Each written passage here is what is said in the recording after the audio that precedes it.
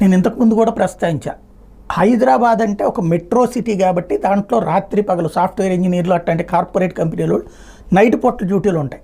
అమెరికాలో పగలు మనకి రాత్రి కాబట్టి అక్కడ వాళ్ళకి అనుబంధంగా ఇక్కడ సంస్థలు కాబట్టి ఆటోమేటిక్గా నైట్ పూట్ల ఉద్యోగం చేసి పొద్దున పూట్ల పడుకునేటటువంటి వాళ్ళు బోల్డ్ అంతమంది ఉన్నారు. వాళ్ళు ఆ పని చేశాక వచ్చేటప్పుడు తినటానికో లేకపోతే మధ్యలో బ్రేక్ ఇచ్చినప్పుడు బయటకు వచ్చి రిలాక్స్ అవ్వడానికో చూస్తే షాపులన్నీ కట్టేస్తే అట్లాగా అసలు హైదరాబాద్ తరహా వాతావరణం అమరావతిలో రావాలని నైట్ బజార్ లాంటి కల్చర్ని చంద్రబాబు గారు తీసుకొచ్చి బెజవాడ లాంటి చోట్ల కూడా పెట్టుకొస్తే అక్కడ తీసేయడం ఏంటి అన్నటువంటి విషయాన్ని మాట్లాడుకున్నాం. ఇప్పుడు అందరూ హైదరాబాద్కి సంబంధించినటువంటి ప్రజాప్రతినిధులు ఈ విషయం మీద ఎవరైతే రేవంత్ రెడ్డి నోటీస్కి తీసుకెళ్ళినటువంటి సందర్భంలో నిన్న కీలకమైనటువంటి ప్రకటన చేశారు.